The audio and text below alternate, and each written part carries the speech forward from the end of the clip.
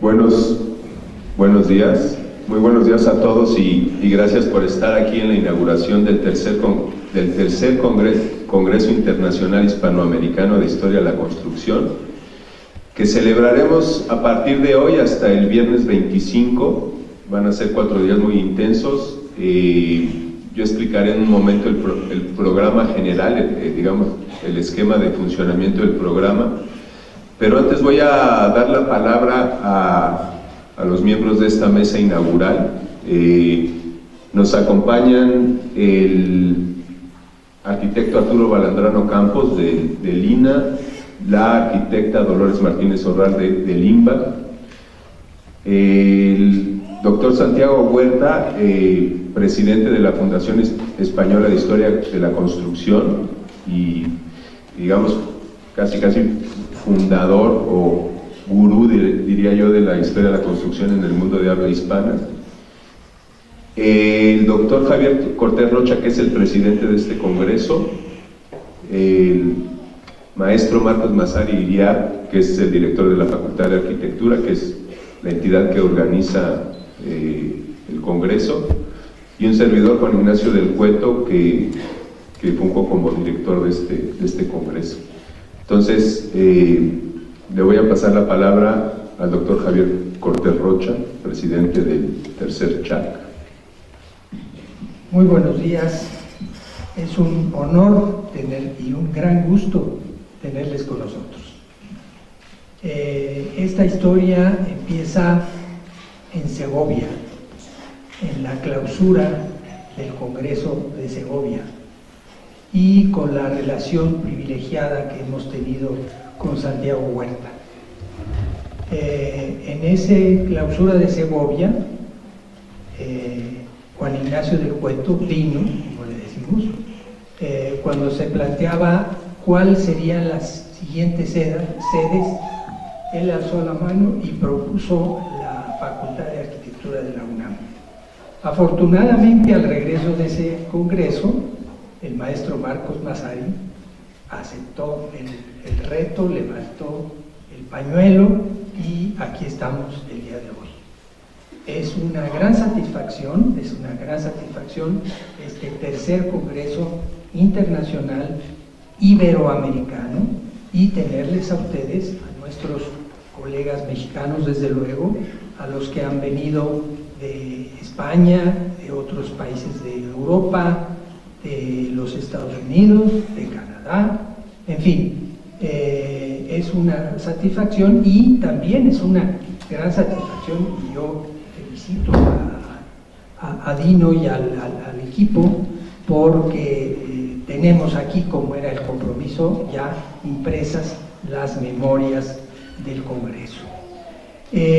Afortunadamente contamos con la hospitalidad de la Facultad de Medicina, que nos ha brindado que el Congreso se lleve a cabo en esta sede magnífica, de la que platicaremos en la charla que tendré a mi cargo en unos minutos más.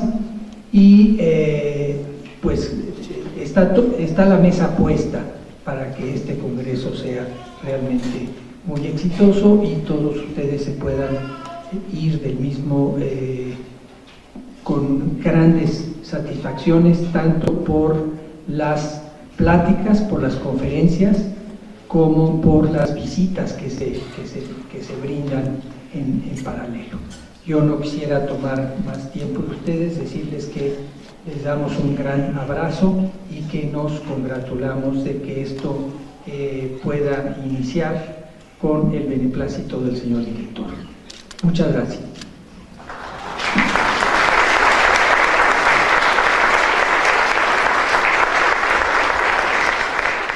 Buenos días.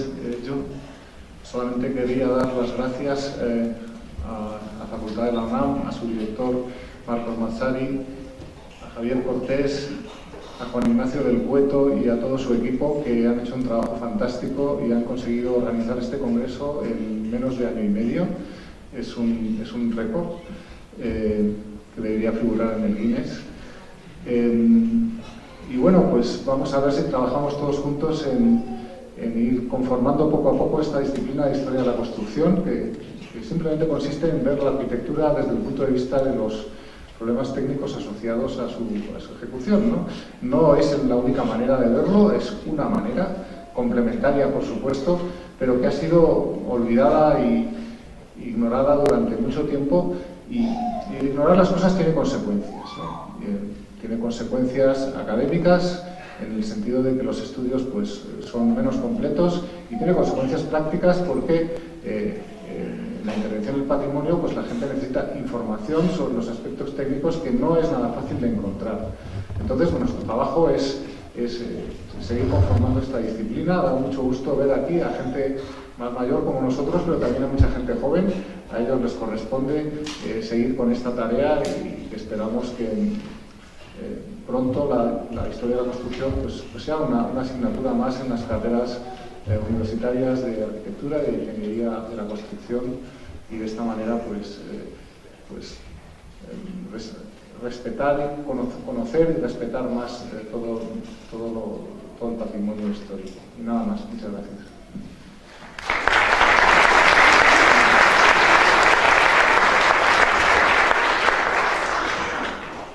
Muchas gracias, buenos días a todos.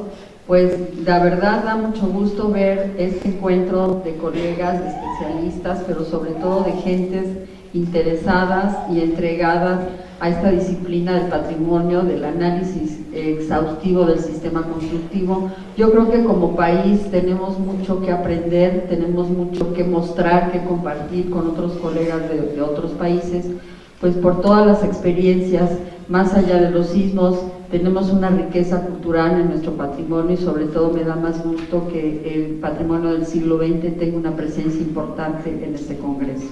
Sin duda tenemos muchos compromisos que abordar, veo caras muy conocidas, gente interesada, responsable de muchos años, y también da mucho gusto ver a las nuevas generaciones interesadas en este tema.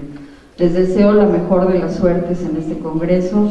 Desde el Instituto Nacional de Bellas Artes celebramos estos encuentros que sin duda abonan a la conservación de nuestro patrimonio cultural. Felicidades a todos los ponentes, los especialistas, y sobre todo a ustedes, los asistentes, que sin duda se llevarán esta enseñanza para el trabajo que desempeñan cada uno. Felicidades, Dino, felicidades a la UNAM. Gracias.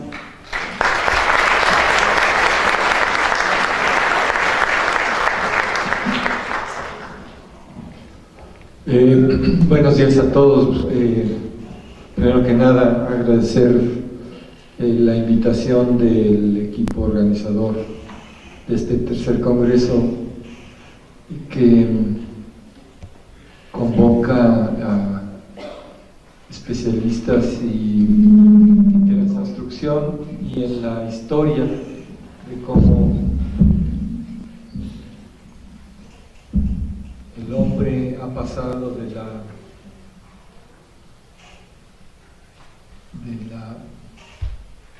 situación de buscar cobijo bajo una enramada, y en unos cuantos años, siglos, desarrolló maravillas, y seguimos desarrollando maravillas para poder llevar a cabo el diseño y el uso de espacios maravillosos que hoy en México estamos empeñados y comprometidos en conservar como monumentos de los mexicanos y de la humanidad. La Secretaría de Cultura se siente muy honrada por estar aquí en las personas de mi compañera, de Lolita Martínez, directora de Arquitectura del INBA, y un servidor, coordinador nacional de monumentos históricos del INA, y transmito un saludo muy afectuoso de nuestra secretaria Alejandra Frausto y de nuestro director general del INA, el antropólogo Diego Prieto. El Instituto Nacional de Antropología e Historia siempre ha tenido como mandato, además de conservar, proteger e investigar sobre la arquitectura histórica de nuestro país, desde la prehispánica hasta el siglo XIX. También el mandato de hacer una difusión y promover el conocimiento y la sensibilización en todas las capas de la sociedad de los valores patrimoniales de la arquitectura que los arquitectos mexicanos han construido y otros que han venido de otros países a construir a nuestro país y que disfrutamos hoy en día en nuestras ciudades y en nuestros territorios. Creo que el esfuerzo de organizar un congreso como este es un reto mayúsculo. La Facultad de Arquitectura y la Universidad Nacional Autónoma de México es una garantía para poder tener este tipo de eventos y por lo tanto el programa que ustedes van a llevar a cabo es verdaderamente envidiable en términos de la conceptualización, en términos de las materias que se van a tratar, en términos de los especialistas tan destacados que se han comprometido en este evento. Les deseo la mejor de las suertes. Agradezco mucho que la Universidad Nacional siga haciendo estos eventos en alianza, por supuesto, el gobierno federal con los institutos de Antropología, Historia y de Bellas Artes. Siempre estaremos en una alianza estratégica con la UNAM. El mejor de los éxitos. Muchas gracias por la invitación.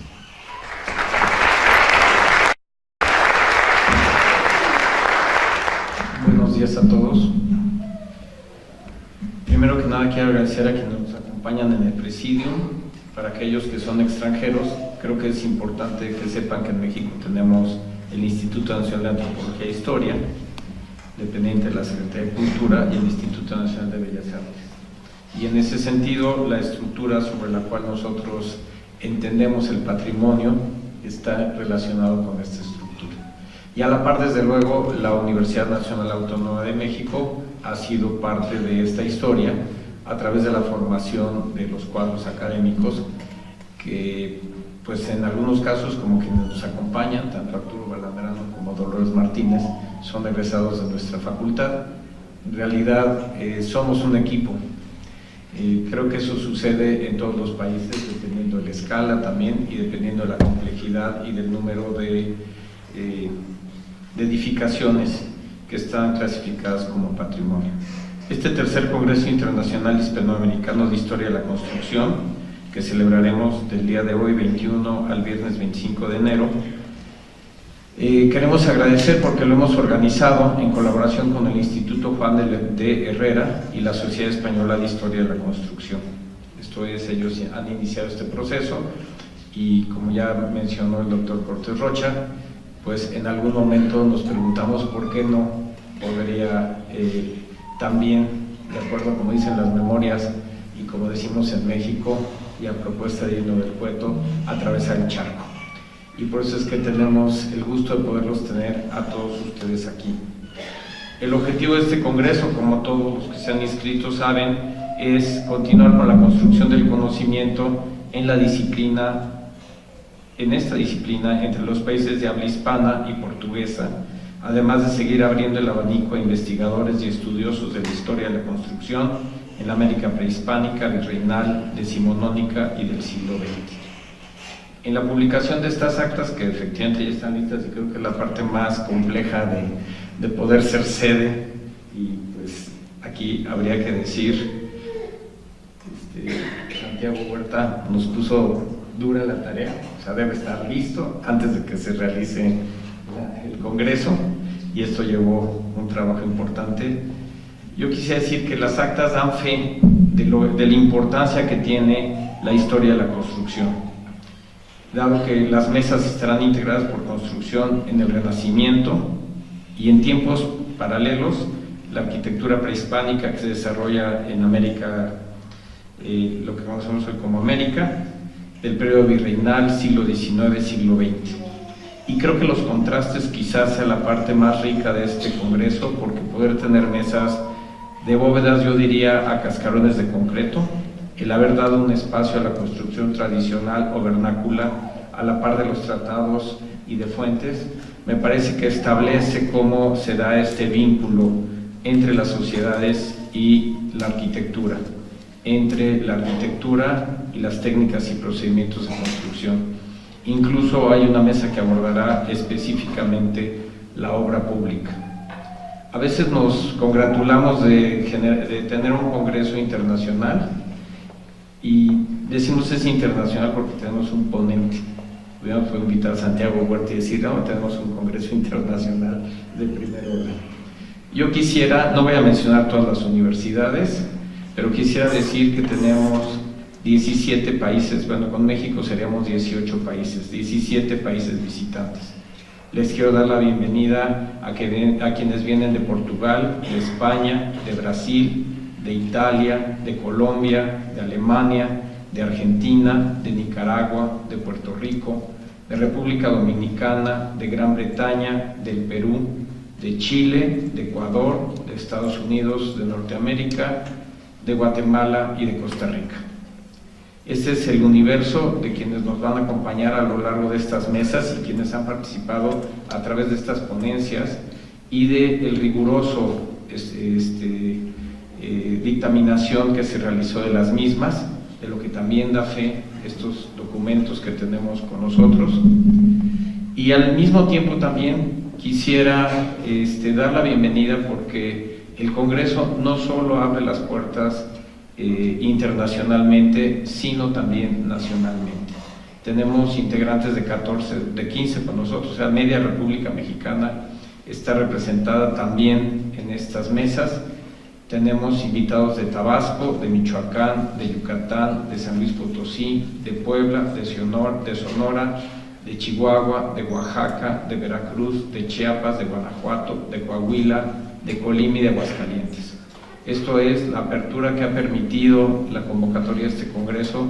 También ha amalgamado a todos aquellos que cotidianamente nos encontramos en congresos nacionales, pero en un congreso de esta talla creo que también es muy importante que podamos de alguna manera establecer este vínculo que se da a través de los conocimientos que se generan en las diferentes áreas y en las diferentes universidades.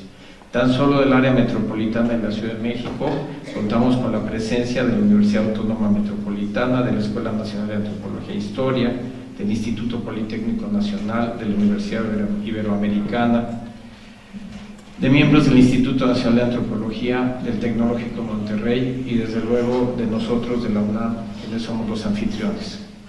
Para nosotros es de verdad un honor y un gusto el haber logrado que se dé este congreso en este lado del charco, porque finalmente habla de todo ese establecimiento de vínculos que se dan a través de la historia, a través de la evolución de las sociedades, a través de la ubicación y de la forma en la que cada quien ha venido a lo largo de la historia desarrollando este vínculo indisoluble entre la historia de la construcción y la historia de la arquitectura, entre la historia de la arquitectura y todas y cada una de las sociedades que cada uno de ustedes representa, y que es lo que enriquece este congreso y es lo que nos permite sentirnos orgullosos de pues haber logrado la tarea hasta aquí.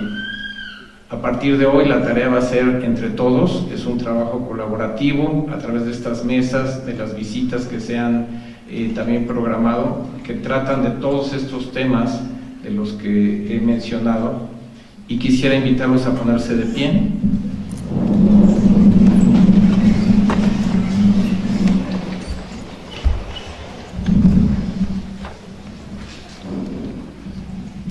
Solo con 10 minutos de retraso. Está muy preocupado por la cantidad de actividades que tenemos, y así siendo las 9:40 horas del lunes 21 de enero de 2019, declaro por inauguradas los trabajos del tercer Congreso Internacional Hispanoamericano de Historia de la Construcción. que se llevará a cabo en la Universidad Nacional Autónoma de México, en esta Ciudad de México. Bienvenidos todos.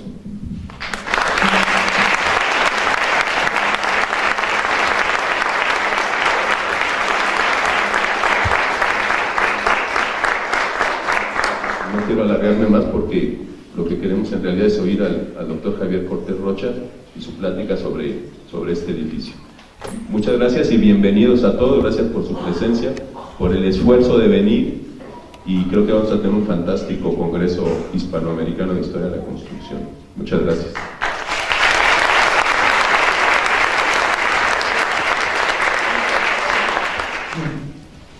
El edificio en el que estamos, y que es la sede del Congreso, es el edificio que fue la sede del Tribunal del Santo Oficio, o sea, de la Inquisición, y que posteriormente, al paso del tiempo, fue adquirido para convertirse en la Escuela de Medicina.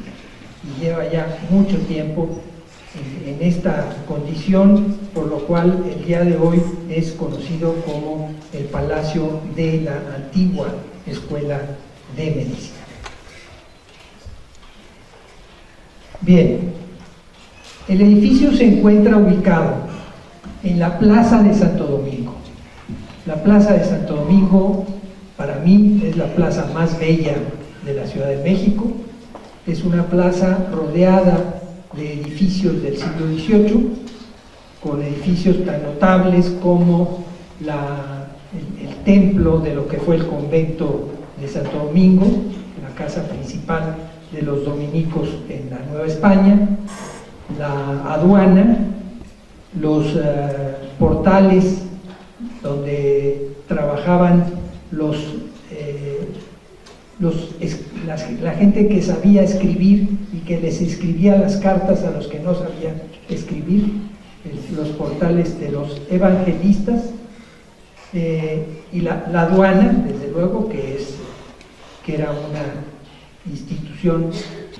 Bien, entonces, Santo Domingo, los portales de los evangelistas, la aduana, porque aquí arrancaba el camino real de tierra adentro que iba hasta Santa Fe, en Nuevo México, y desde luego el Palacio de la Inquisición, la Casa Chata, así se llamaba porque tenía el acceso cortado a 45 grados en Chaplán o en Palcupé, si ustedes prefieren, porque el arquitecto que construyó el palacio o que reconstruyó el palacio en el siglo XVIII no quería que la puerta diera hacia la tapia del panteón, ni quería que diera hacia el convento de la Encarnación. Entonces decidió que la puerta tendría que estar en la esquina,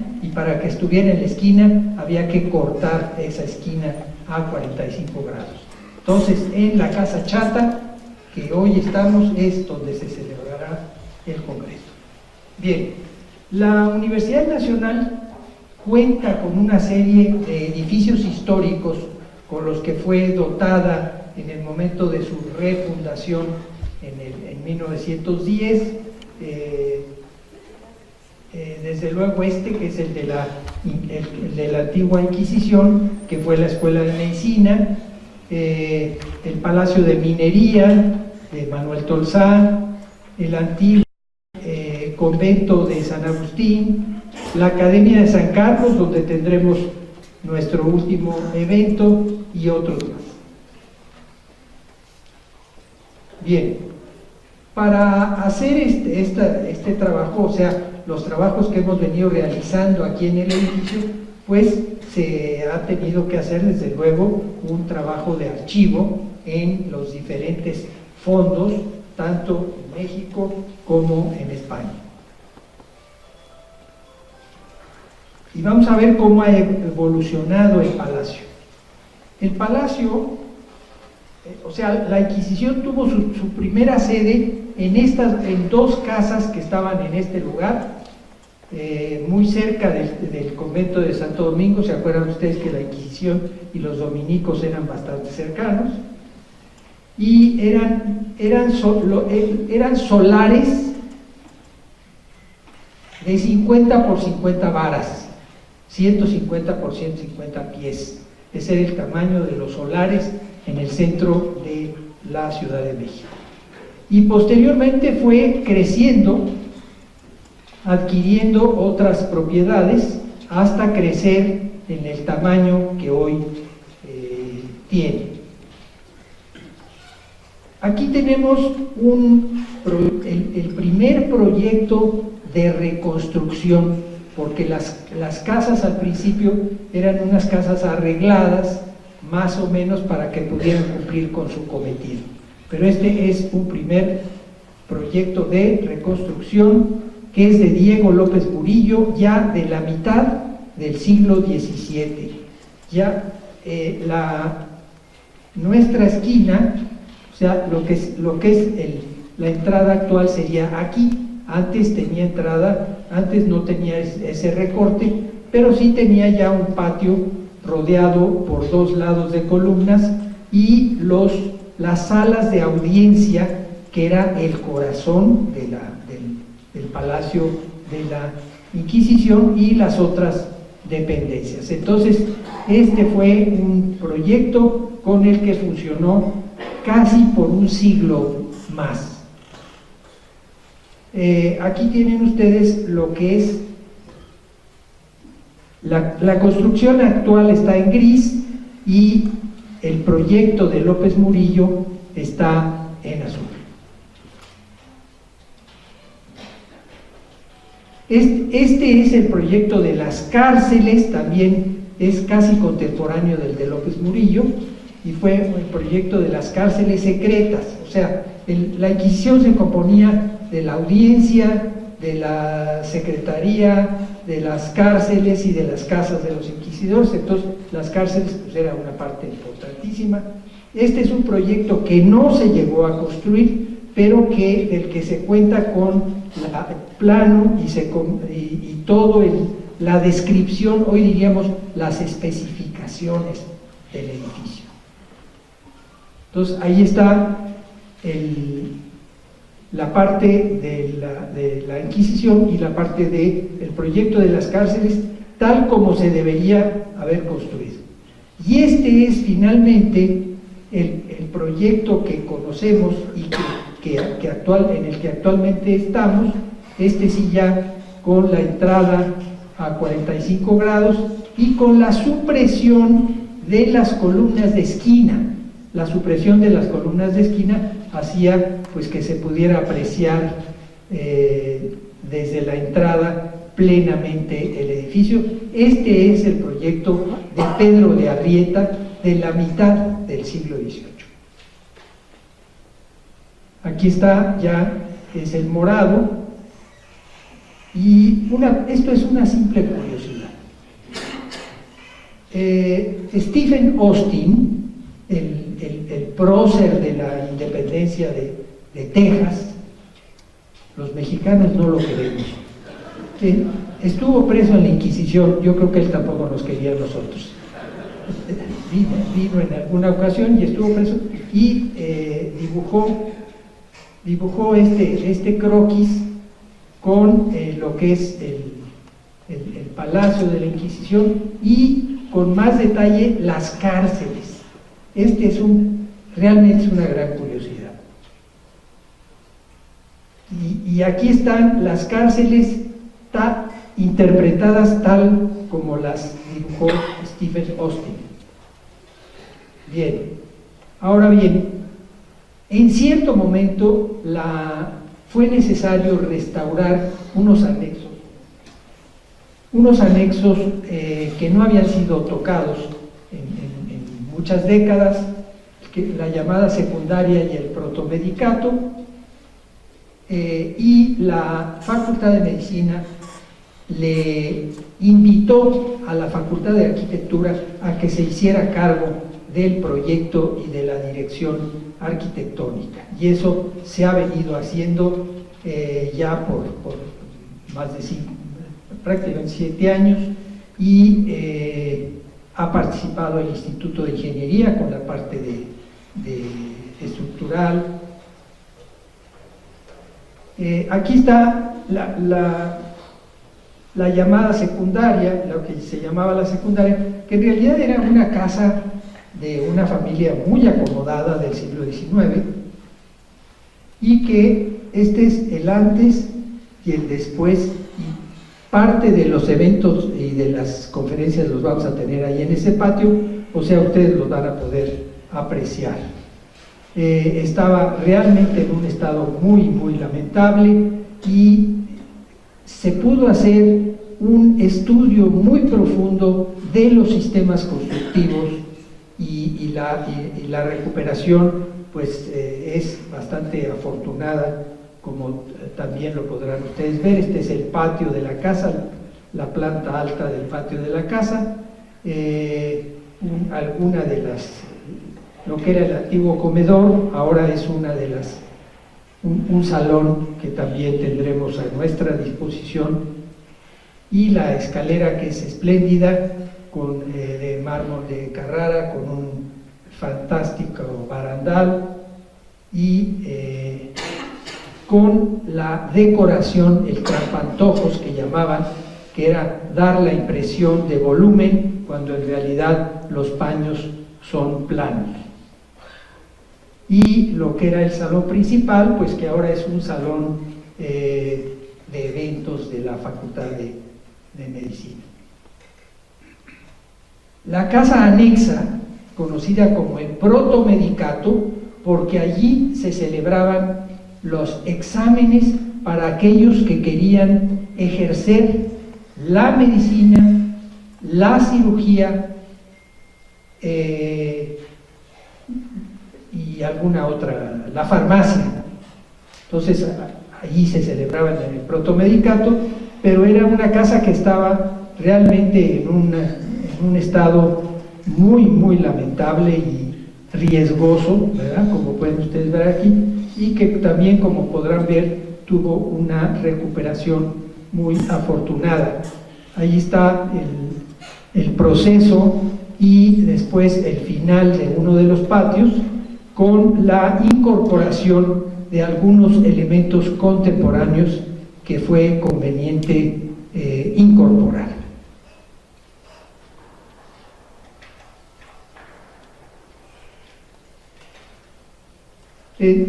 Ahí tienen ustedes el patio, y el patio al final. Aquí ven ustedes la estela, el elemento donde se da cuenta de que se conectó el agua al edificio en el siglo XVI. O sea, en el siglo XVI este edificio ya tenía una toma de agua municipal. Y el patio último, en el que hubo que construir toda una parafernalia para detener la casa vecina, porque la casa estaba en una condición de medianía, y el otro lado tenía condiciones muy difíciles. Bien, y la última parte es la intervención en las cárceles de la Perpetua.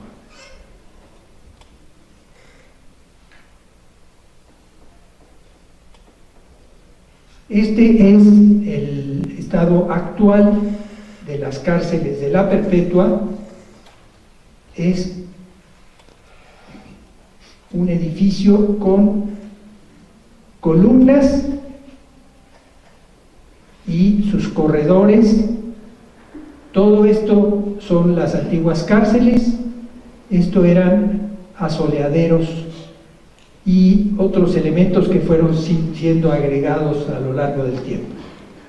Aquí tienen ustedes una placa conmemorativa de una reparación, porque lo que sucede con este lugar es que siempre fue un suelo de pésimas condiciones.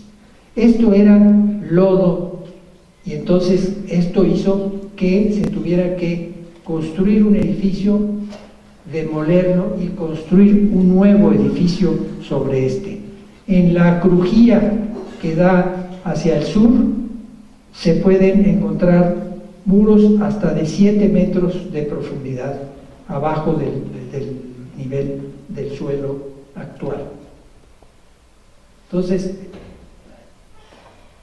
esto da cuenta de la reparación en el año de 1803, dice quiénes eran, quién reinaba, quiénes eran los inquisidores, y que el Papa era Pío VII, para quien le interese el tema. Bien, esta es la condición de la placa conmemorativa, los materiales. Y ahora vamos a cambiar de tema. Aquí, en las cárceles de la Perpetua, hubo condiciones de humanidad, porque como el suelo era tan malo y subía tanto la humedad, se construyeron bovedillas de ladrillo para separar el suelo del piso de las cárceles, y que entonces los internos, por llamarles de alguna manera, no tuvieran que estar sufriendo el tema de la humedad en el piso. Todos estos locales, todos los locales que ustedes ven en rojo, tienen bovedillas de ladrillo. Aquí tienen ustedes un corte donde ven las bovedillas que separan el piso. Pero otra cosa, las bovedillas están comunicadas unas con otras y tienen ventilación. Estaban ventiladas hasta la azotea.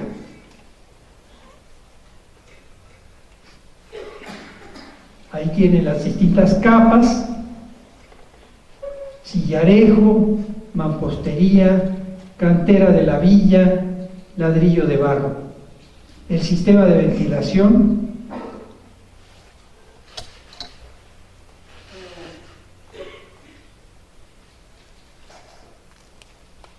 ahí están los ventiladores que suben hasta arriba,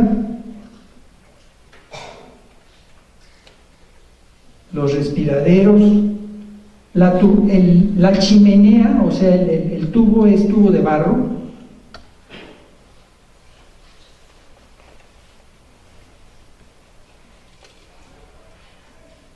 Ahí tienen ustedes el ejemplo.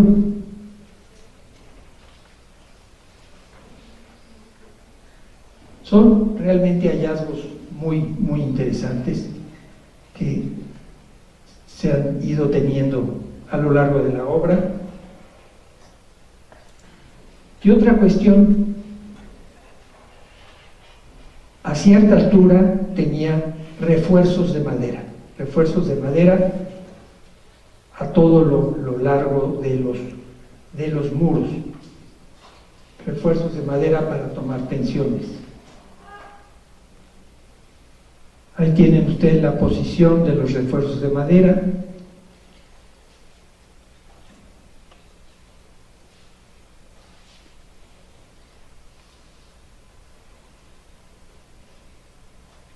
Y también elementos verticales, aquí diríamos cadenas y castillos.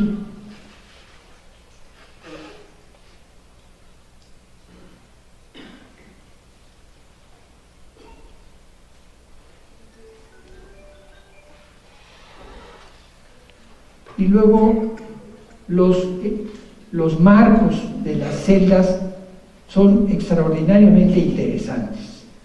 ¿Por qué? Porque las celdas tenían una puerta y sobre la puerta tenían una ventana.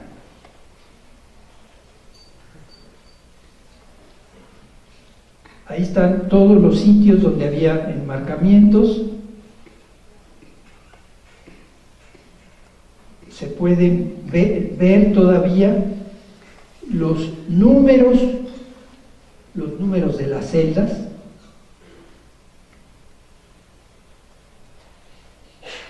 Y cómo era el marco de la puerta, y arriba el vano con unos dinteles de madera que afortunadamente se han podido conservar. Las ventanas, o sea, han salido, cuando se han ido liberando los muros, han salido algunas de las ventanas que existían entre las celdas y el asoleadero. Había algunas celdas que daban al asoleadero. Pero vean ustedes la riqueza y la seriedad del marco.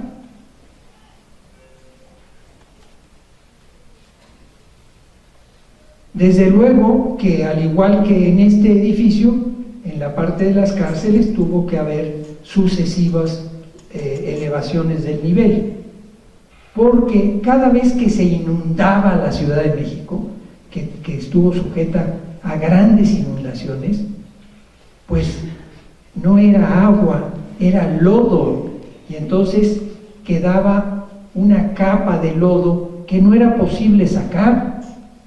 Entonces era necesario aumentar el nivel de todo el edificio, y entonces pues eso hace que tengamos niveles sucesivos en todo el edificio, pero particularmente también en las cárceles.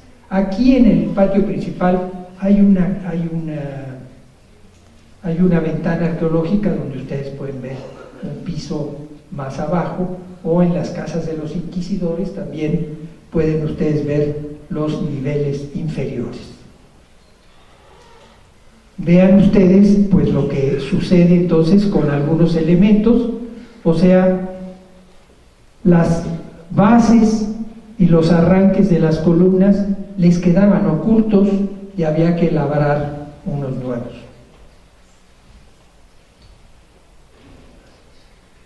Entonces aquí ven el tema de los niveles sucesivos. Bueno, los arcos y columnas son elementos importantísimos e interesantísimos. Hay que decir que la planta alta es del siglo XIX, esa no tiene que ver con las cárceles que estamos analizando, aunque también desde luego se están restaurando. Los arcos y columnas están dando entre los corredores y los patios. Es interesante porque hay todas las geometrías. Hay arcos de medio punto, arcos carpaneles, tres centros, etcétera. Elípticos también. A nuestros distinguidos visitantes que son expertos en geometría les van a interesar estas cosas. Bien, luego los frisos y las cornisas. Vean ustedes la cimentación de las columnas. Las columnas tenían cimientos aislados.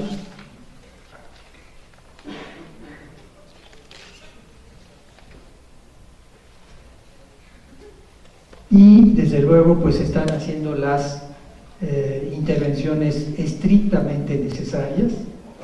Estos trabajos desde luego los hacemos en colaboración y con la supervisión permanente del Instituto Nacional de Antropología e Historia. Yo les diría que en todos los recorridos está presente el supervisor de Antropología e Historia, y entonces pues eso nos da la seguridad y la tranquilidad de que las cosas se están haciendo en orden. Bien, los elementos de cantera gris de los remedios afortunadamente siguen en uso, siguen en explotación las canteras que nos permiten usar el mismo tipo de material que se usó en la construcción. La pila, que he de decirles que el surtidor es fake, o sea, se añadió en algún momento hace algunos años. La pila sí es una pila auténtica, aunque no es ciertamente la que había en el sitio.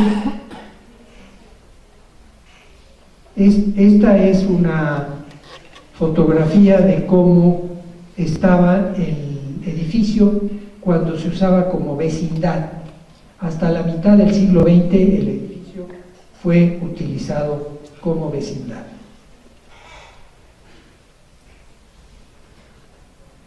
Y ahí estaba la pila en el centro. Y bueno, desde luego, pues este es un trabajo de equipo. Es un trabajo de equipo del equipo de la Facultad de Arquitectura, están aquí presentes los integrantes, del equipo del Instituto de Ingeniería, y desde luego los trabajos se hacen conjuntamente con la Dirección General de Obras de la Universidad y con la Dirección General de Patrimonio Universitario. Entonces, este es un trabajo de equipo. Y bueno, no es Piranesi, pero tiene lo suyo. Muchas gracias.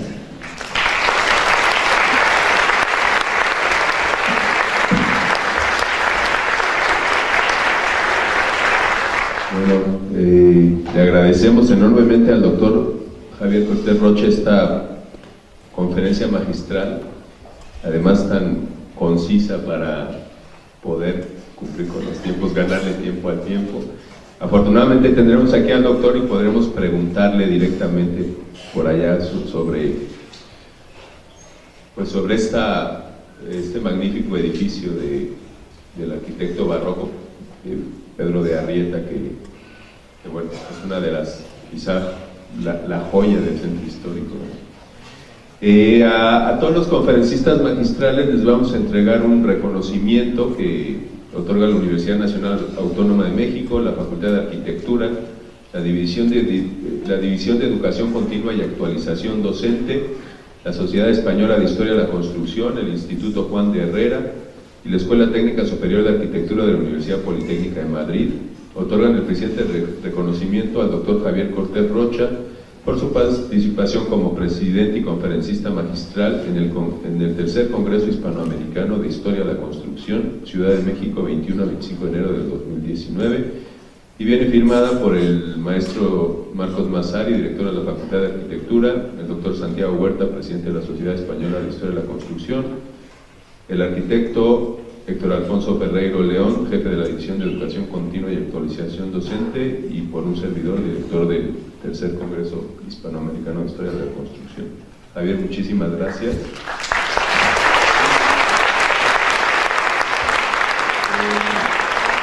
También a cada ponente magistral se le va a dar una plaquita que nos ha otorgado una empresa que está aquí apoyándonos con diferentes actividades y que dice Tercechac CDMX 2019 y trae la representación, el códice mendocino del Templo Mayor de México Tenochtitlan.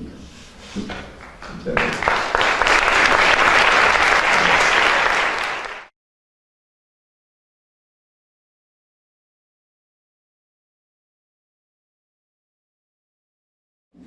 Bueno, muy buenas tardes a todos. Y bueno, creo que me faltó decir que el doctor Cortés Rocha, no sé si está presente ahora, no, me parece que no, pero es profesor emérito de la UNAM, y yo no lo dije en la mañana porque pensé que todos lo sabíamos, pero claro, me han hecho ver que tenemos muchos colegas extranjeros, y bueno, el doctor Cortés Rocha es uno de los 3 profesores eméritos de la Facultad de Arquitectura. Los otros 2 son el doctor Juan Benito Artigas Hernández y la doctora Estefanía Chávez. Y bueno, el doctor Cortés Rocha es el presidente de nuestro congreso. Ahora, en esta propuesta de tener conferencistas magistrales que nos hablaran de edificios de diferentes épocas, era fundamental tener a alguien que nos hablara del Templo Mayor, del origen de la Ciudad de México, y pues nadie mejor que el doctor Leonardo López Luján, querido amigo desde hace mucho, y aparte de eso, pues uno de los arqueólogos más reconocidos del país. Es arqueólogo por la Escuela Nacional de Antropología e Historia y doctor en la misma materia por la Universidad de París-Nanterre.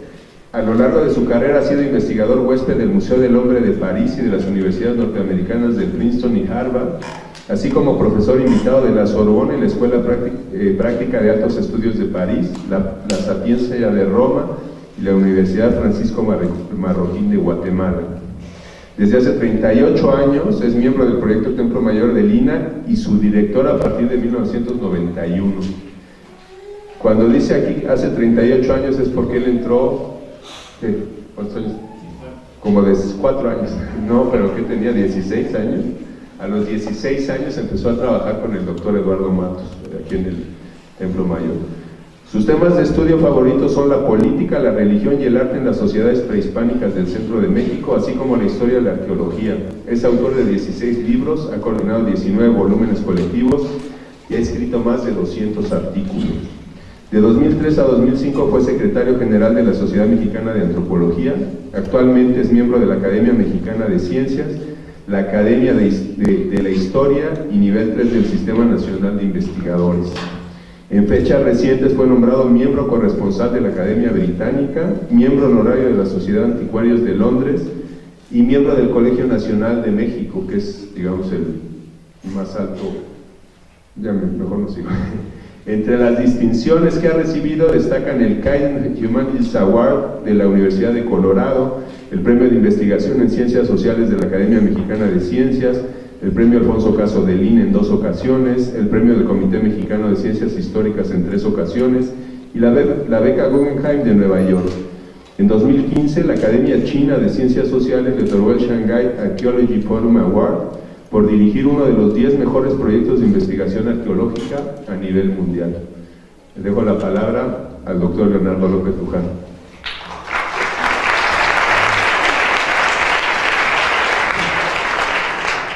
Gracias a todos por su presencia, es un verdadero honor estar aquí en esta tarde, en este congreso. Obviamente reconozco la invitación de los organizadores, en especial la invitación de mi amigo Dino, el doctor Juan Ignacio del Cueto, para un poco tener la oportunidad ante ustedes de compartir lo que es nuestro trabajo a unos cuantos metros de donde nos encontramos en esta ocasión. Siempre es un placer estar en este bellísimo auditorio. Antes había estado aquí en varias ocasiones, pero no con un público de arquitectos, sino de médicos. Tengo que confesar que no soy arquitecto, soy arqueólogo, nadie es perfecto, pero espero hacer mi mejor esfuerzo y no desilusionarlos. El PowerPoint que presenté para esta tarde tiene que ver un poquito con el trabajo que hacemos los arqueólogos en el Centro Histórico de la Ciudad de México, que es muy parecido, por cierto, al que hacen nuestros colegas en las ciudades como Roma, como Alejandría, como Estambul y cualquier otra metrópolis moderna que con sus toneladas de asfalto y concreto cubren totalmente capitales de antiguas civilizaciones. En este caso, nosotros nos dedicamos a Tenochtitlan, capital del Imperio Mexica, que fue fundada en 1325 y que murió el 13 de agosto de 1521. Entonces, como mis colegas de otras partes del mundo, nosotros trabajamos en un lugar que no tiene nada de romántico, nada de encantador, estamos en medio de una urbe y tenemos que precisamente surcar esas barreras que significan, ¿no?, estas capas espesas de la modernidad. Sin embargo, el mayor de los obstáculos al cual nos enfrentamos es que trabajamos en un centro histórico único en el continente. Y es único en el continente porque reúne la mayor cantidad de monumentos artísticos históricos en una superficie realmente reducida. Tenemos en este centro histórico, declarado en 1987 Patrimonio de la Humanidad, toda suerte, todos los estilos se combinan gracias a esta mala costumbre que hemos tenido en México de la famosa cultura de la sustitución. Están juntos unos a otros edificios, ustedes los han podido ver, los que nos visitan de otros países, de todos los estilos, el barroco, el neoclásico, ¿no? Los estilos ya de México independiente, edificios modernos están, ¿no?, unos contra otros. Y obviamente los arqueólogos no tenemos la autorización para demoler ninguna de estas joyas que son parte también de nuestra historia. ¿Qué es lo que hacemos? Pues estamos muchas veces supeditados a obras que hacen privados, que hace el gobierno de la ciudad o el gobierno federal, y nosotros los arqueólogos siempre vamos, somos el vecino incómodo, siempre vamos a la saga de ellos, tratando de abrir estas minúsculas ventanas hacia el pasado, pozos, trincheras, muchas veces no trabajamos literalmente en la mierda. ¿Por qué? Porque están los drenajes rotos por los asentamientos del terreno, y eso pues hace nuestro trabajo a veces no tan grato, ¿no? En el mundo mesoamericano el infierno, el inframundo, era frío, era oscuro y sobre todo es pestilente. Y así es el centro histórico, por lo menos en el subsuelo. ¿Qué es lo que encontramos cuando descendemos unos cuantos metros, a veces centímetros de la superficie? Lo que hallamos son los restos de la capital de la Nueva España, que sin duda fue la capital europea más importante de ultramar. Un verdadero centro cultural que reunía la riqueza de las haciendas, de las minas, de las encomiendas, y que desde aquí se gestionaba, desde esta ciudad que tanto queremos y tanto odiamos los chilangos, desde aquí se gestionaba otra provincia, otra colonia, que eran las Filipinas. Y eso pues hace que encontremos, ¿no?, todos los hábitos, ¿no?, de los europeos y sus descendientes que vivían dentro de la traza, esta suerte de apartheid donde vivía la población europea, en torno a ella los indígenas, y hallamos toda suerte de mayólicas españolas, italianas, botijas hechas en el barrio del Triana en Sevilla, en las cuales se transportaba vino, aceite, aceitunas, alcaparras, incluso polvo. Y sin duda, como pueden ver ahí, cerámicas de las dinastías Ming y Qing. Sin embargo, seguimos profundizando, y ¿qué es lo que vamos a encontrar? Vamos a encontrar la capital del Imperio Mexica, de la Ixcantlatoloyan, esta triple alianza que tenía como centro también esta ciudad. Pero era una ciudad insular que, como dije hace un momento, vivió de los siglos XIV a XVI. Una ciudad de 13.5 kilómetros cuadrados es lo que calculamos, y las estimaciones más precisas, a mi manera de ver las cosas, cifran en 200,000 habitantes, ¿no?, el número de almas que vivían en esta superficie. Por desgracia, pues conocemos muy poco, conocemos los dos recintos sagrados parcialmente de esta ciudad, estos enormes cuadrángulos que reunían las áreas, sobre todo sagradas, religiosas, nuestros templos, que se ubicaban en el corazón de dos ciudades hermanas, Mexico-Tenochtitlan, que fue la ganadora, y Mexico-Tlatelolco, que sucumbió ante el poder de la primera. ¿Qué pasa cuando esta capital prehispánica, ¿no?, muere en la conquista española, después del asedio del ejército español, ¿no?, obviamente muy bien acompañado por otros grupos, principalmente tlaxcaltecas y huixotzincas? Cuando cae la ciudad el 13 de agosto de 1521, los españoles, Cortés y sus hombres, se mudan a Coyoacán. Y en ese momento se planifica, ¿no?, la nueva capital, la capital de lo que será la Nueva España. Mandan a un geométrico, dicen un geométrico, que era, ustedes lo saben bien, Alonso García Bravo, y planifica la nueva urbe, que se volverá esa maravillosa ciudad europea, de la que, por desgracia, no tenemos casi nada. El centro histórico de la Ciudad de México, a diferencia, por ejemplo, de Cusco, no conserva íntegras las casas de sus conquistadores. ¿Qué es lo que pasa? El templo mayor es destruido, es usado, obviamente bajo la lógica de las grandes religiones del viejo mundo, pues una pirámide no tiene ninguna utilidad, como lo tuvieron las mezquitas o las sinagogas en la Reconquista española. Entonces el templo mayor, como los otros templos, fue usado como cantera, destruido, y sus cimientos a un momento dado ya nadie sabía dónde estaban. ¿Qué sucede? Que para fines del siglo XIX, principios del XX, todo el mundo suponía, casi todo el mundo suponía, que el Templo Mayor estaba bajo nuestra catedral metropolitana. Y entre ellos el más famoso de los arqueólogos de la época, un tipo antipático, bastante petulante, pero muy interesado y amigo muy importante de Porfirio Díaz, Leopoldo Batres, excava atrás de la catedral buscando el Templo Mayor y halló grandes tesoros que publicó en un lujoso volumen, pero no halló el Templo Mayor. Años después, este explorador inglés, Alfred Mosley, presenta una ponencia en el Congreso de Americanistas en Londres, 1912, y ahí propone que el Templo Mayor en realidad está ubicado no bajo la catedral, sino en el cruce de los dos ejes urbanos principales, tanto de la ciudad prehispánica como la de la colonial, el Cardo y el Decumano Maximus, ¿sí? Y es precisamente donde se encontraba y donde se encuentra en la actualidad el Templo Mayor, esa confluencia del eje que es Calzada de Tlalpan para los chilangos, la gente que habita aquí, que se vuelve San Antonio Abad, Pino Suárez, la calle Seminario y Argentina, ¿sí? Y el otro eje que es fundamentalmente, ¿no?, Tacuba y Guatemala. En la intersección entonces está el Templo Mayor, y con la grandísima suerte que en ese Londres de 1912 estaba como uno de los ponentes el gran antropólogo mexicano Manuel Gamio. Él escuchó a Mosley y 2 años después, imagínense ustedes lo que es tener buena estrella, presenció cómo se demolía una casa en esa esquina privilegiada de la cual hablaba Mosley.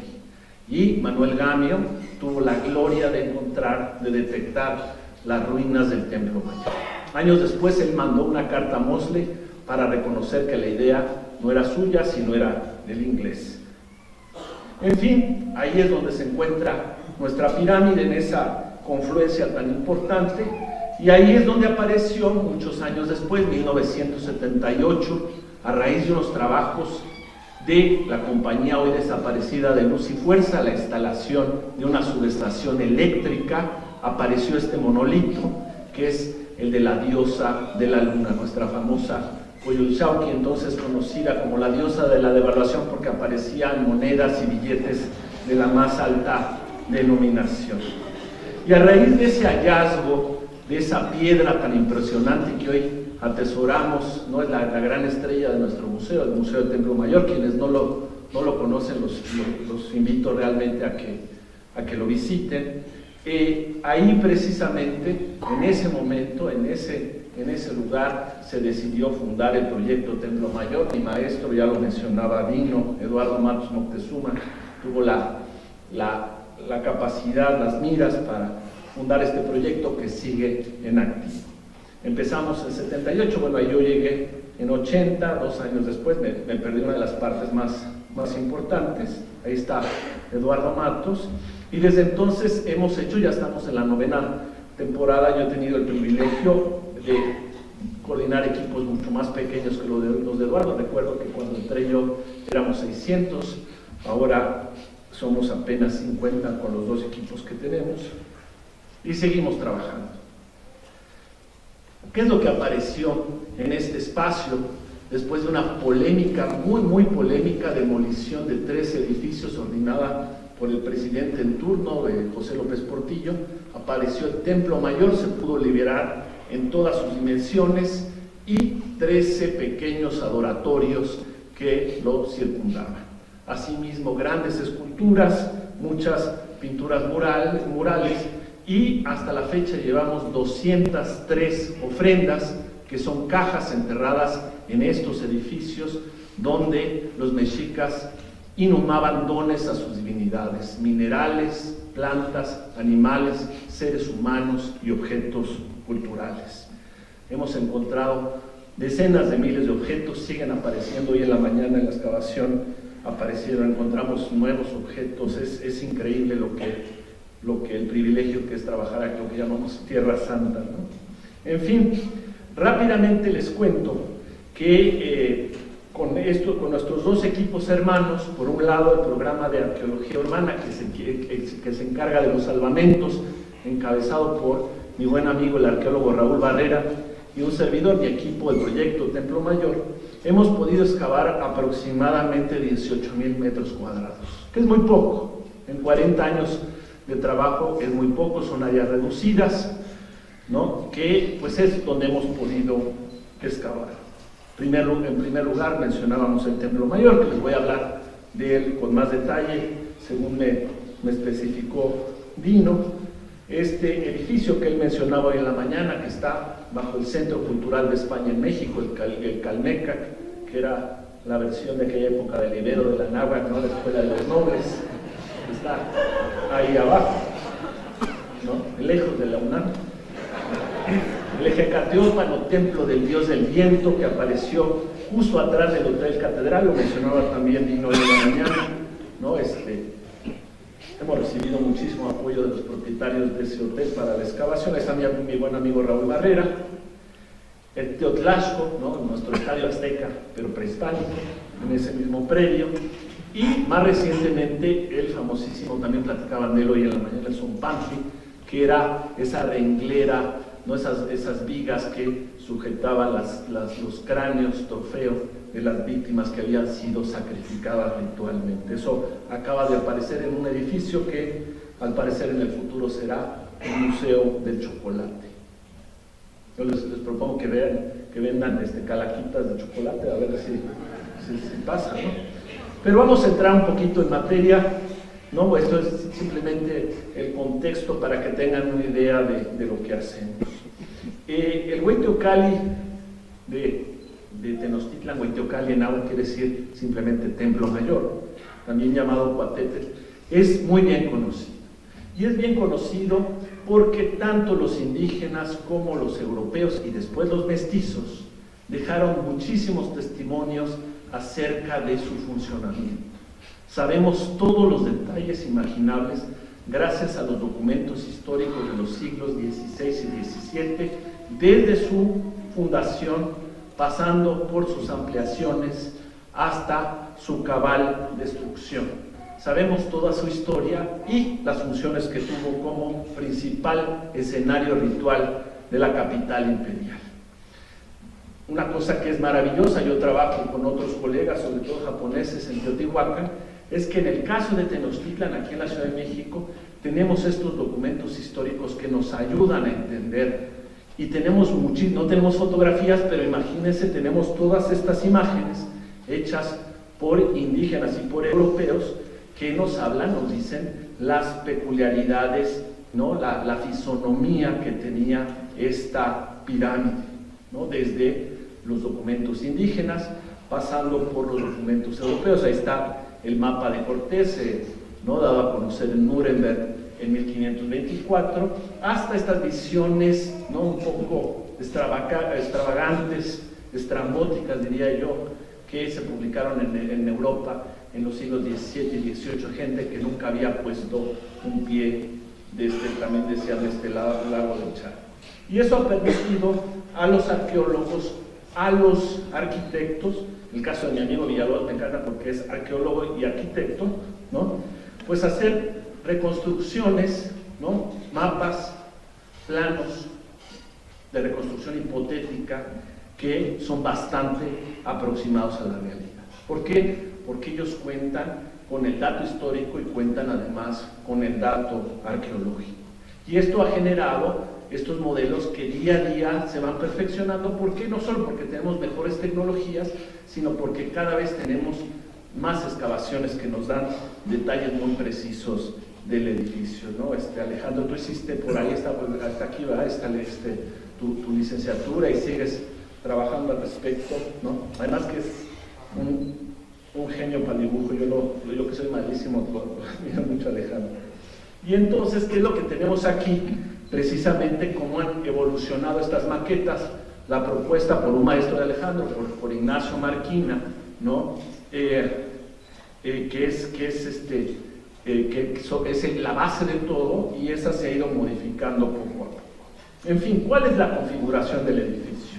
En este dibujo muy esquemático podemos ver que es una pirámide, como todas las pirámides mesoamericanas, una pirámide sólida, ¿sí?, que desplanta sobre una plataforma y que, según nuestras estimaciones más precisas, tendría 4 cuerpos superpuestos, que son coronados por 2 capillas, como muchos otros sitios del centro de México. Me refiero a Azcapotzalco, a Tenayuca, Texcoco y otras capitales. Del lado derecho, es decir, del lado sur, la capilla de Huitzilopochtli, dios solar y de la guerra. Del lado izquierdo, la de Tlaloc, dios de la lluvia y de la tierra.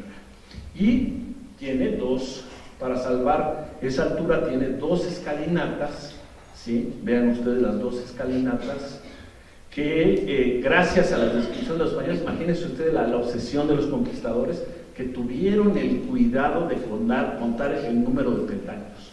Unos hablan de 114, 117, 120 escalones. Y eso, pues en AutoCAD o en cualquier programa, nos ayuda a saber que la pirámide tendría algo así como 45 metros de altura, es decir, la altura de nuestra columna de la Independencia, el famoso ángel, o de la pirámide de la Luna, en Teotihuacán. La del Sol tiene 67. En fin, de base la pirámide tiene 84 por 76 metros, para el que le gusten los números, y estas canaletas, vemos estos desagües abiertos, tiene muchos rasgos, no me voy a detener a analizarlos, pero fundamentalmente esas son las porciones del monumento. Todos los dibujos, todas las descripciones insisten en que la capilla de Huitzilopochtli era más alta que la de Tlaloc, y que en su interior tenía 2 o 3 tapancos superpuestos donde eran una suerte de sacristías, donde guardaban todos los efectos, ¿no?, el material, los instrumentos fundamentales para la realización del rito, de la liturgia. Aquí vemos la pirámide vista desde la parte superior, toda decorada con un rico programa escultórico, fundamentalmente serpientes, cabezas de serpientes. Y las 2 capillas, ¿no?, decoradas, varían mucho las almenas, pero decoradas por estos elementos que hacen alusión al de la derecha al fuego, y el de la izquierda a las nubes y al agua. 2 elementos que son, en la cosmovisión mexica y en general mesoamericana, opuestos y complementarios. En fin, muchos de los monumentos escultóricos, ¿no?, la Coyolxauhqui abajo a la derecha, la Tlaltecutli, que fue encontrada por la gente del programa de arqueología urbana en 2006, abajo a la izquierda, también se exhibe en el Museo del Templo Mayor, el Chacmol, que es un ara de ofrendas y piedra sacrificial, y la Coatlicue. Sabemos que no había una sola Coatlicue, por lo menos había 4 fragmentos de varias en el Museo del Templo Mayor, todas idénticas, las mismas dimensiones, y en el Museo Nacional de Antropología incluso tenemos la famosa Yolotlicue. La orientación de la pirámide, hay muchos trabajos al respecto, Aveni, Sprites, Ponce de León, etcétera, etcétera, y todos coinciden con el dato básico de que el eje primigenio de la pirámide es 97 grados 42 minutos, que de manera muy interesante no solo es la orientación del Templo Mayor, sino de las 2 calles que en la actualidad flanquean la zona arqueológica, la calle de Tacuba, Guatemala, y la calle de Donceles, Justo Sierra. Tienen exactamente la misma orientación. ¿Qué quiere decir eso? Que la pirámide, ¿no?, regía el patrón urbano, la orientación urbana de Tenochtitlan, y después que Alonso García Bravo copió esa misma orientación. Por alguna razón, en la tercera etapa constructiva, la pirámide se giró 2 grados hacia el sur, ¿no? Tony Aveni, que es el gran arqueoastrónomo norteamericano de la Universidad de Colgate, ha propuesto que eso se debe a que la pirámide iba creciendo y ya no se podía ver un fenómeno que era muy importante, que tenía que ver con el equinoccio de primavera, es decir, que el sol saliera justo entre las dos capillas y que se observara desde un punto al frente. En fin, hay varias hipótesis por este cambio. La cuestión es que la tercera, cuarta y las etapas subsiguientes están giradas 2 grados con respecto al eje original. En fin, otro de los rasgos que no es privativo del Templo Mayor, sino de todas las pirámides mesoamericanas, es esta conformación como si fueran capas de cebolla o muñecas rusas, ¿no? en la cual la pirámide va creciendo sobre su mismo eje. Hasta la fecha, sabemos que hay más, hemos detectado 13 ampliaciones, es decir, 7 totales, 6 parciales, ¿no? Una tras otra, todas iguales en cuanto a conformación, cada vez más grandes y cada vez con materiales más suntuosos, pero al final de cuentas sigue siendo un monumento doble. ¿Y por qué se conserva el mismo lugar en la pirámide? Simplemente porque los templos en Mesoamérica se fundan, se levantan en el lugar de la hierofanía, en el lugar de los milagros. En este caso, pues es nuestro símbolo nacional, el águila parada sobre la serpiente, ¿no? Y todas las fuentes históricas, por ejemplo, el Códice Obán, que lo vemos ahí abajo, menciona que la pirámide fue construida exactamente en ese punto, que es donde Cuautlequetzli y Axologua se comunicaron con sus dioses patronos. Sabemos bastante bien las fechas de las etapas constructivas, hay cierta discusión, pero tenemos una cronología precisa. ¿Por qué? Porque los mexicas tuvieron el cuidado de poner estas placas, arriba por ejemplo uno conejo, 1454, abajo 3 casa, 1469, pues podemos fechar, ¿no?, cada una de las ampliaciones del monumento. Con un equipo japonés, con mi buen amigo el doctor Saburo Sugiyama, de la Universidad de Aichi en Nagoya, hemos estado poco a poco haciendo el levantamiento topográfico digital de todos los vestigios de arquitectura mexica que están visibles hoy día en el centro histórico. Tanto los que encontramos nosotros, como los que encuentra Salvamento, como los que encuentra Arqueología Urbana. Y eso nos ha permitido hacer estos modelos, ¿no? Aquí este es uno muy sencillito, y precisamente ver cómo creció la pirámide. Por desgracia, pues tenemos porciones diferentes de cada etapa. Por ejemplo, lo más antiguo que tenemos es la etapa 2, así le llamó Eduardo Matos Moctezuma, basado en Arquina. Esta etapa solo tenemos la cúspide de la pirámide, una de las pirámides más antiguas, por allá de 1390, y tenemos los 3 señores que sucedieron en el trono, Acamapixtli, Huitzilihuitl y Huitzichinalcopoca. Y lo que vemos es como la punta del iceberg, que es eso de color rojo.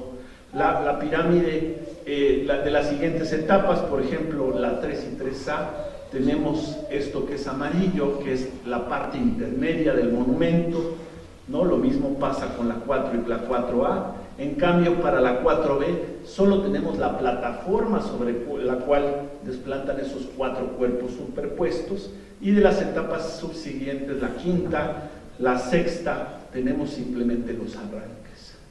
Para la 7ª, que es la que vio Hernán Cortés y sus hombres, pues no queda prácticamente nada, unos cuantos testigos. ¿Por qué se modifica la pirámide? ¿Por qué creció 13 veces en aproximadamente 130 años? No era como la Ciudad de México hoy día, siempre en obra, ¿no? Un horror, no era un infierno esto. ¿Y qué es lo que sucede? ¿Por qué creció la pirámide? Pues hay varias hipótesis, y unas, yo creo que todas no son excluyentes. Por ejemplo, ¿no?, ahí había hundimientos, ¿no? Hemos visto rectificaciones arquitectónicas, había inundaciones, las fuentes, por ejemplo, Fray Diego Durán nos menciona que se hacían ampliaciones después de que había una gran inundación, etcétera, etcétera, temblores. Pero uno de los casos más interesantes es lo que una y otra vez registra la llamada tradición de la crónica X. ¿Qué es lo que registra? Por ejemplo, el virrey, el Cihuacóatl, Tlacaelel, todos han oído hablar de Tlacaelel. Se aproxima al soberano, a Moctezuma I, Moctezuma camina y le dice: Señor, nuestro imperio es grande, el templo de nuestro Dios es muy modesto, hay que ampliarlo. Entonces el rey convoca a todos los señores aliados y de las provincias subyugadas, y a todos les pide materiales de construcción y les solicita mano de obra para la ampliación del templo de Huitzilopochtli. La obra comienza y cuando ya está a punto de ser terminada, vuelve otra vez Tlacael y le dice: Señor, estamos por acabar, necesitamos que los ejércitos vayan a la conquista y capturen a las víctimas para la fiesta de consagración.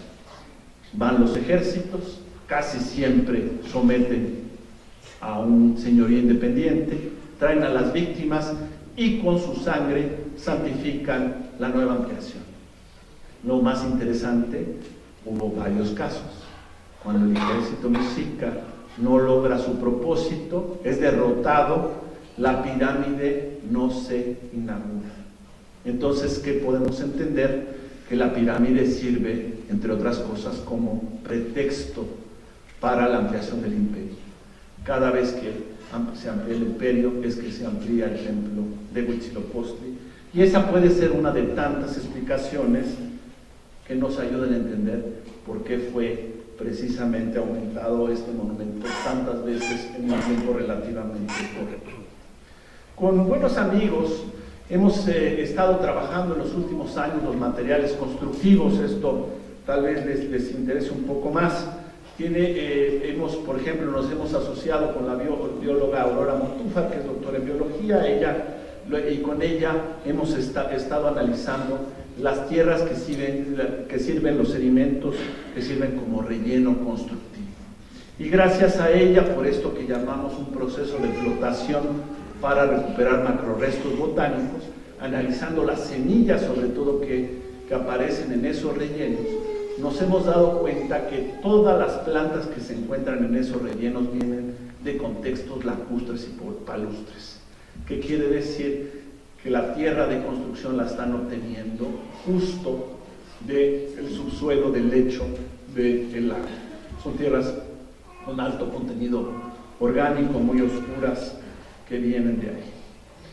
Las maderas, la cuenca de México ahora no, pero en aquella época pues estaba rodeada de bosques, ¿no? Sabemos, por ejemplo, que sobre todo las áreas tributarias de madera, hay varias referencias, eran Chalco, Xochimilco, Coahuacan, que era al lado de Tlacopan, de Tacuba, ¿no? Es decir, el suroeste y el sur de la cuenca de México.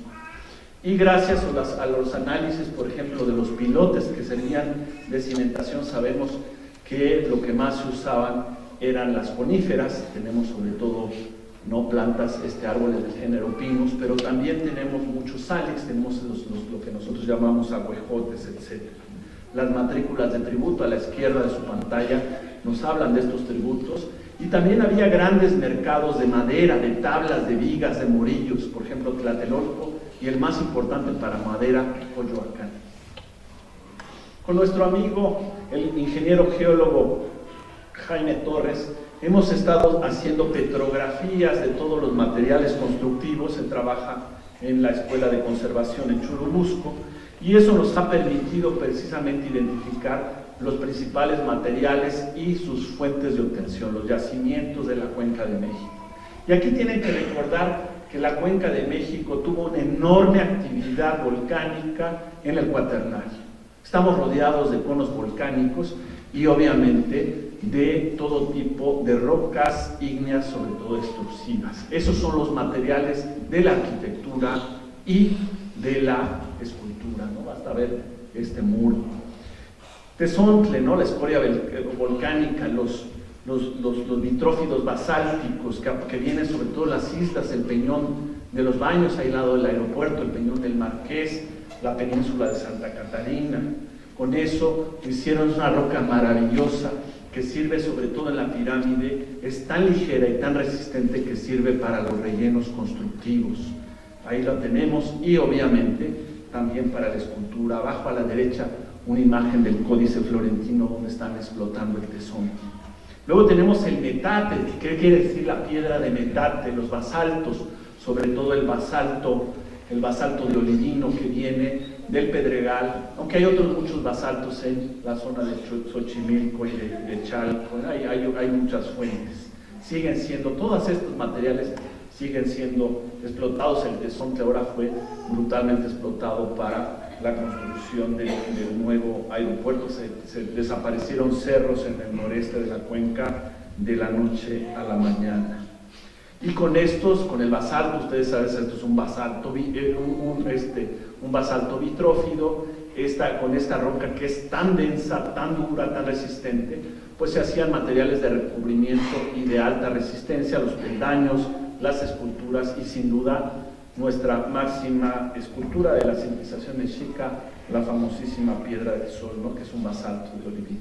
Luego tenemos el Tenayocátl, que es la piedra de Tenayuca, que se encuentra precisamente en la formación Chiquihuite, muy cerca del sitio arqueológico de Tenayuca, y que es una piedra maravillosa. ¿Por qué? Porque está pseudoestratificada y eso la hace ideal para sacar, ¿no?, bloques que son ideales para piedras esquineras, peldaños, cajas, losas y algunos monolitos como el de Aladeo, Tierra Atlántica.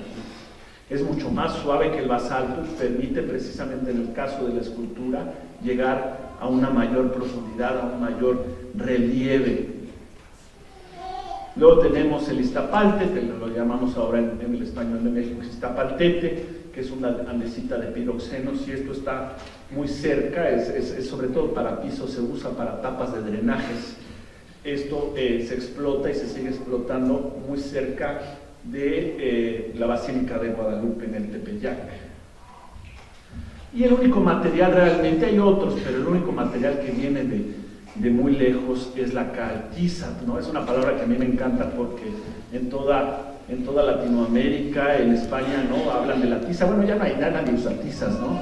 Y aquí en México, que es una palabra en náhuatl, pues usamos la palabra gis, que viene del latín gypsum, ¿no? Es un recambio lingüístico muy interesante. ¿Y qué es lo que dicen las fuentes históricas? Que llegaban la cal de muy lejos, venía como tributo, venía como comercio, y a partir de eso nos asociamos con un equipo de geólogos de la Universidad de Calabria, italianos obviamente, de la mafia calabrese, ¿no? Siempre bromeamos con eso, y con ellos hicimos un muestreo sistemático de todas las etapas constructivas del monumento, ¿sí?, y lo analizamos en el microscopio electrónico, para ver, por ejemplo, las cargas que se usan para hacer las argamasas, para hacer las mezclas, y hemos visto que lo que están usando son fundamentalmente arenas volcánicas y mucho tesontle. ¿No? Hay variaciones por etapa, etcétera, no voy a entrar en detalle, pero lo que nos dicen tanto los mapas geológicos como las fuentes históricas, el Códice Florentino, es que se explotaban en 3 lugares diferentes: en el norte, en la zona de Tula; en el sur, muy cerca de Cuernavaca; y en el este, al sur del estado de Puebla. Entonces lo que hicimos fue ir a esas zonas, obtener, ¿no?, piedras calizas de ahí, muestrearlas sistemáticamente, y luego a partir de eso hacer un estudio. Hicimos varios estudios, por ejemplo ICP, ablación no acoplada a espectrometría de masas, y eso nos sirvió para identificar elementos traza. Y la gran conclusión es que, esto es increíble, que todas y cada una de las etapas constructivas tienen cal que viene de la zona de Tula, de donde son las cementeras, ¿no?, la Cruz Azul, el La Pascua. Bueno, La Pascua está por ahí, no exactamente, ¿no? En fin, de ahí viene la cal. Y las otras se explotaban también, pero seguramente para pigmentos y para otros usos, no para usarla en la construcción. ¿Cómo se transportaban los materiales? Esta es la Ciudad de México de hoy día, ¿no? Y esto es después del regente Uruchurtu, que en los años 50, ¿no?, dijo que la gente, para dignificarla, tenía que usar lo que nosotros llamamos un diablito, ¿no? Incluso muchos diablitos son rojos, ¿no?, por algo. Y entonces así se transporta hoy día aquí en la zona de la Merced de los Materiales. Pero antes de Uruchurtu, en la Ciudad de México, todo el mundo transportaba los materiales con este maravilloso invento que en náhuatl se llama mecapali, ¿sí? El tumbline en inglés. Y es un aditamento que ayuda al cargador, al tameme, a llevar cargas muy grandes. ¿Qué es lo que dice Bernal Díaz del Castillo, soldado de Hernán Cortés? Que la gente podía cargar, los porteadores, podía llevar a cuestas 23 kilogramos, él no habla obviamente en kilogramos, 23 kilogramos en toda una jornada. Entonces en eso es muy poquito, Soraya levanta más, ¿no? Con las pesas, bueno, ya se metió Soraya. Pero, ¿qué es lo que sucede? Pues imagínense, carguen ustedes en el supermercado 23 litros de leche todo el día, no es poca cosa, ¿no? ¿Qué es lo que sucede? Que la gente que vivía aquí en Tenochtitlan era gente infinitamente más poderosa que eso. Levantaban cargas 40 y 50 veces más grandes, hasta 1,200 kilos, una persona. ¿Y saben cómo lo hacía? Así. Este es el códice, son imágenes del México prehispánico. Aquí están los conquistadores españoles a la derecha en el códice de Azcatitlan, pero lo que yo les quería decir es, así movían 1,200 kilos, en un monoxilio, en estas canoas que eran excavadas en un solo tronco. Hay un ejemplo en la Sala Mexica que apareció aquí en Calzada de Tlalpan. Y gracias a estos vehículos tan importantes, ha de haber habido en esa época amontonamientos, ¿no? Podían llevar, les digo, más de 1 tonelada a una velocidad, hay muchos trabajos de arqueología experimental, entre 3 y 4 kilómetros por hora, que es lo que uno se desplaza, un individuo se desplaza a esa velocidad caminando. Entonces imagínense traer un basalto desde Xochimilco, en una jornada larga, pero una jornada llegaba desde Xochimilco hasta Tenochtitlan.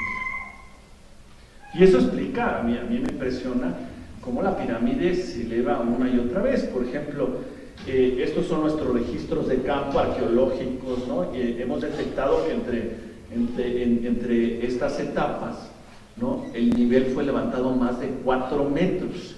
Y hemos estimado que eso representa en todo el recinto sagrado un volumen, esto es muy aproximado, un volumen equivalente a la pirámide de Giza. Es decir, son grandes esfuerzos energéticos, muchísimas horas de hombre que se invirtieron para ampliar el edificio. Una de mis estudiantes y también que siguió los magníficos cursos del doctor Villalobos, que es Osiris Quesada, ha terminado recientemente una investigación muy interesante sobre las técnicas constructivas de la pirámide. No podemos llegar demasiado lejos porque lo que les decía, tenemos fundamentalmente nada más los cimientos del monumento. Ella ha tratado de reconstruir la secuencia constructiva con estas bases de laja sobre las cuales se construyen estos muros de contención o corazas, los rellenos constructivos y cómo se usan de manera constante para la cimentación estas estacas de madera que encontramos mucho en las excavaciones, ¿no? Aquí está el esquema de su trabajo, esperemos que pronto se publique su investigación, que es realmente exhaustiva al respecto. No voy a abundar, nada más le doy el crédito a ella porque este trabajo no es mío. Bueno, todos los trabajos hoy día son en equipo. Y estas tablas yo me las robé de su tesis. Ella estudió la mampostería concertada, la cariada, luego tenemos sillares. Hay una evolución muy, muy importante conforme se acerca el tiempo, ¿no? La pirámide cada vez se construye con mejores materiales, mejores acabados, ¿no? Hay una evolución muy sensible. Eso lo estudió también un colega español que acaba de fallecer, catalán, Jordi Busignier, que vivió mucho tiempo aquí en la Ciudad de México. Y luego, pues las técnicas de apisonado, ¿no? Una cosa que hemos descubierto que es muy extraña, de la etapa 6 para abajo, todos los rellenos de las plazas son de arcilla. Y de ahí hasta la llegada de Cortés, todos los rellenos son estos que hemos llamado entortados, que son capas que se suceden de tezontle, de tierra y de cal, que son sumamente duras, a veces solo las podemos romper con las famosas quebradoras, esas alemanes que nos compran, ¿no? Que les llaman las Merkel, no sé por qué marca Merkel, unos aparatos ahí muy fuertes.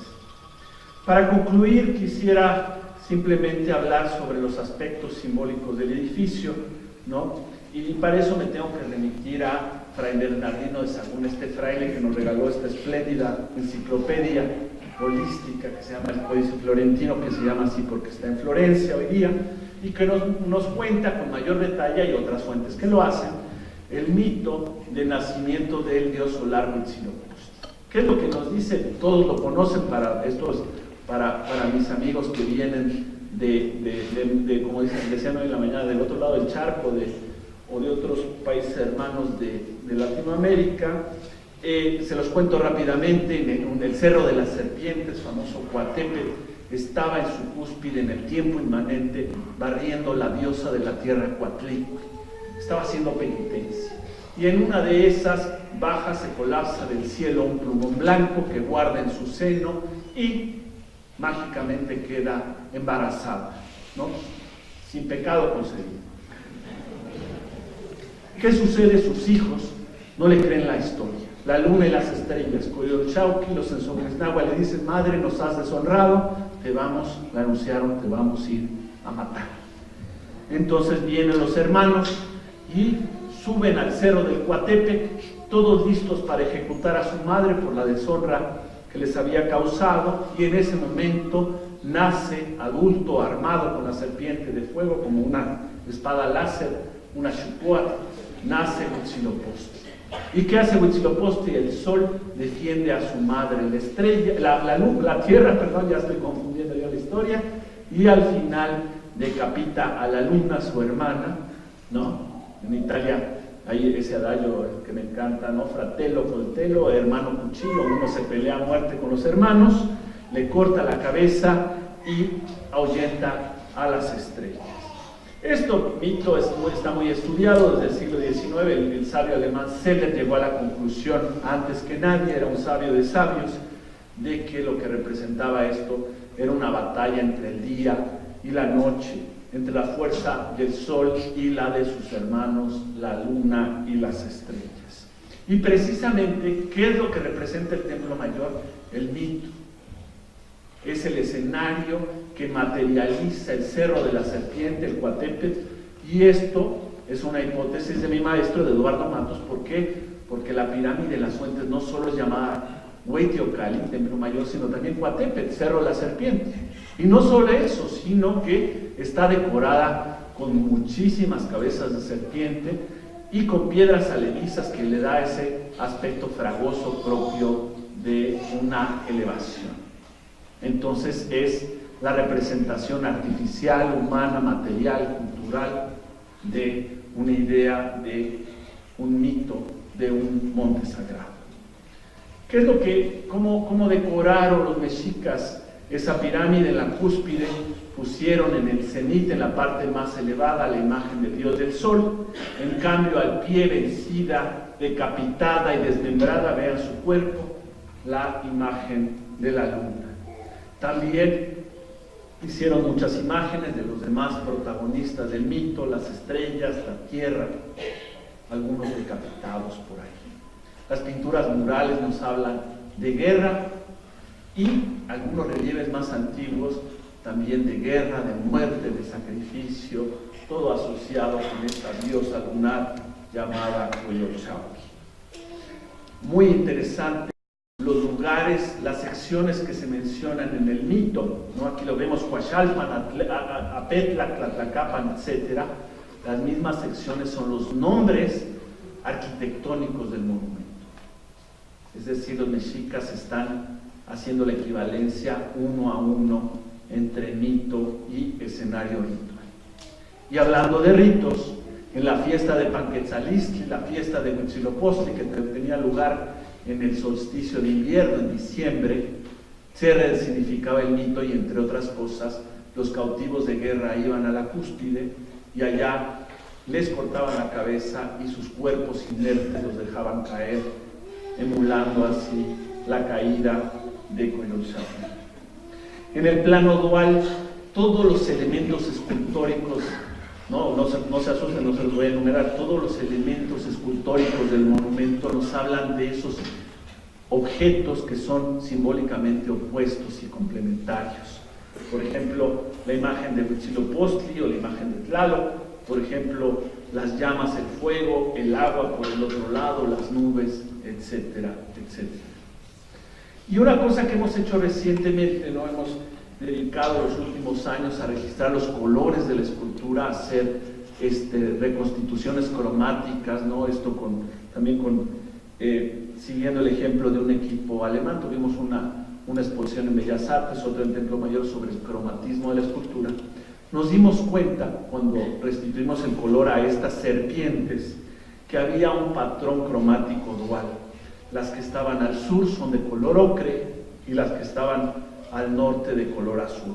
No solo las de la plataforma, sino también las que están flanqueando la alfarda, ¿no? Por ejemplo, al sur tenemos estas serpientes con plumas, al norte las serpientes de jade, la pluma tiene que ver con el cielo, el jade con el agua del inframundo, etc. Y así también los braseros, arriba a la derecha el brasero del dios de la lluvia, abajo a la izquierda el brasero con moño que es propio de Huitzilopochtli. De manera que el plano nos da este patrón que es muy contundente, muy básico, muy elemental, de ocre azul. Y así es como hemos llegado a proponer esto, que obviamente no es idea mía, es de todo el equipo y de nuestros antecesores desde hace mucho tiempo, esta dualidad del monumento Tlaloc, Huitzilopochtli, Etzalcoalistli, que es la veintena de Tlaloc en el solsticio de verano, Panquetzalistli, solsticio de invierno, y así todos estos elementos: agricultura, guerra, agua, fuego, frío, calor, oscuridad, luz, etcétera, etcétera. Y como elemento fundamental también el color azul, que tiene que ver con la humedad, el azul verde porque es esa gama cromática que tiene que ver con lo tierno, con el paisaje en México en la época de lluvias, y por el otro lado el color ocre, ¿no? A los niños aquí en la escuela, cuando vamos en la primaria, nos dicen que hay 4 estaciones, ¿no? Yo nunca las he visto, porque en los aparadores de Liverpool sí, porque hay nieve de unicel, pero en realidad tenemos dos temporadas, las secas y la de lluvias. La de secas, uno recorre el país, por lo menos el altiplano, y todo es dorado, todo es ocre, es el color de la sequía. En cambio, en la época de lluvia todo se vuelve esplendoroso, azul verde, que es la contraparte, la vida y la muerte. Muchísimas gracias.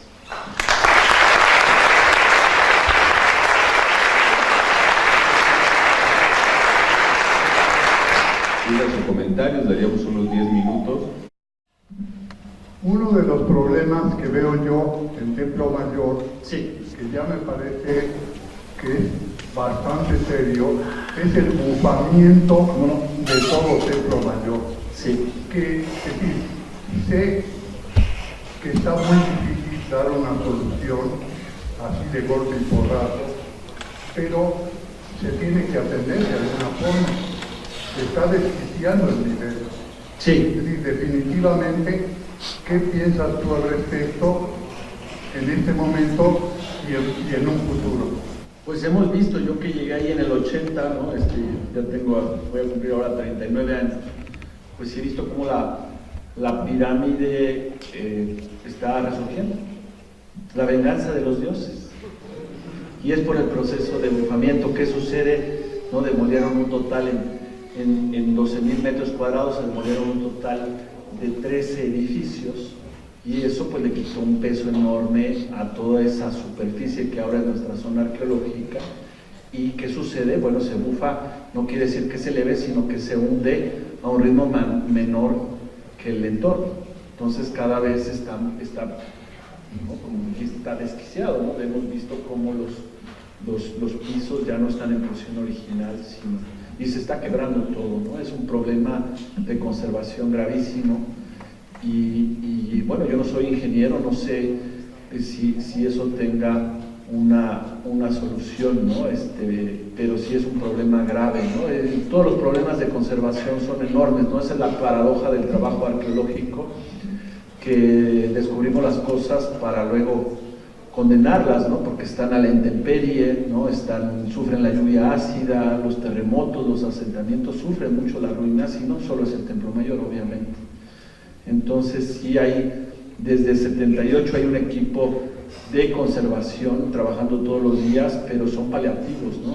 Vemos los estucos también sufren mucho, las capas pictóricas, ¿no? Es un caso muy grave, y Alejandro sabe ahora, por ejemplo, lo que pasa en Teotihuacán, ¿no? Con el templo de Quetzalcóatl, en fin, nuestro patrimonio pues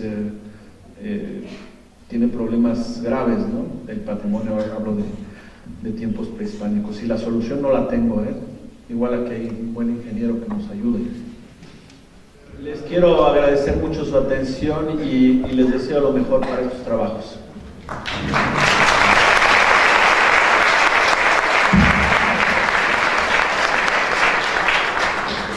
Muchas gracias. Le vamos a entregar al doctor Leonardo López Luján el cheque que dice que la Universidad Nacional Autónoma de México, la Facultad de Arquitectura, la División de Educación Continua y Actualización Docente, la Sociedad Española de Historia de la Construcción, el Instituto Juan de Herrera, la Escuela Técnica Superior de Arquitectura, Universidad Politécnica de Madrid, más bien tú me vas a tener que pagar por esto.